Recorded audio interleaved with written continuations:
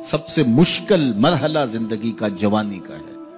شیطان زیادہ ورغلاتا ہے کسی شخص کو جب وہ جوانی کے مرحلوں سے گزر رہا ہوتا ہے۔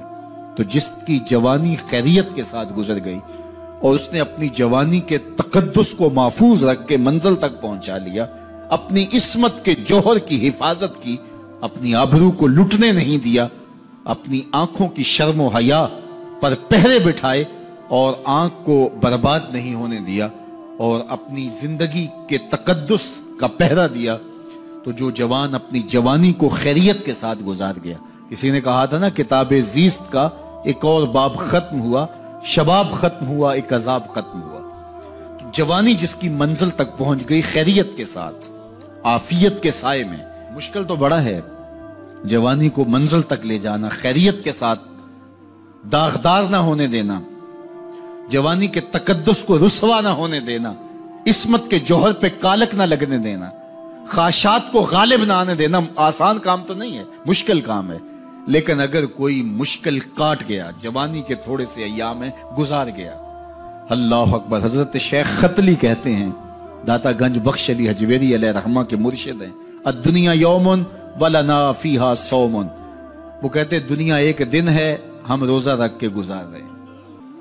تو روزہ رکھ کے سارا دن گزر ہی جاتا ہے، دوپہر بھی آتی ہے گزر جاتی ہے، اور عصر کا وقت بھی آتا ہے گزر جاتا ہے، کھانے کا وقت بھی آتا ہے، چائے کا وقت بھی آتا ہے، سب کچھ ہوتا ہے لیکن گزر جاتا ہے، افطار تک بندہ پہنچ جاتا ہے۔ جس نے زندگی روزے کی طرح گزار دی، جس نے جوانی روزہ رکھ کے گزار دی، خواہشات کو بے قابو نہیں ہونے دیا، مشکل کام تھا لیکن اس نے مشکل کام کر دکھایا۔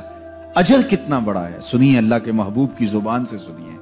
حضور نے ارشاد فرمایا جو سید ابو ہریرہ کے ذریعے سے ہمارے تک پہنچا، فرمایا قیامت کے دن جب سورج کا رخ سیدھا ہوگا، زمین تانبے کی ہوگی، لوگ پسینے میں شرابور ہوں گے، کوئی ٹخنوں تک پسینے میں، کوئی گھٹنوں تک، کوئی کمر تک، کسی کو پسینے کی لگام دی جائے گی، اور وہ پسینہ ایسے نہیں ہوگا جس طرح یہ پسینہ ہے، اتنا گرم ہوگا۔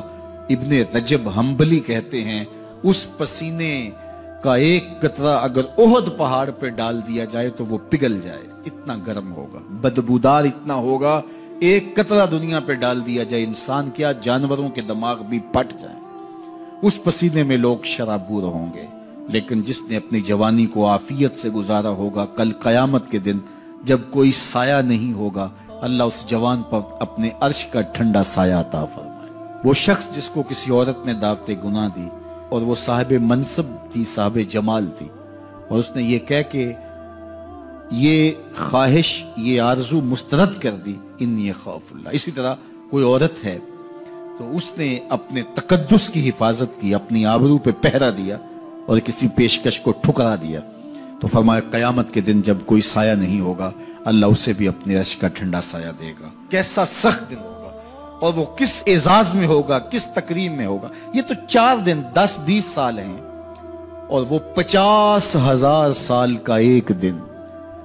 پھر اس کو اللہ کا شکر ادا کرنا ہوگا کہ اللہ تو نے کتنا کرم کیا میرے اوپر کہ میری جوانی خیریت اور عافیت سے گزری، اور آج اس کا تو کتنا بہتر صلہ مجھ کو دے رہا ہے۔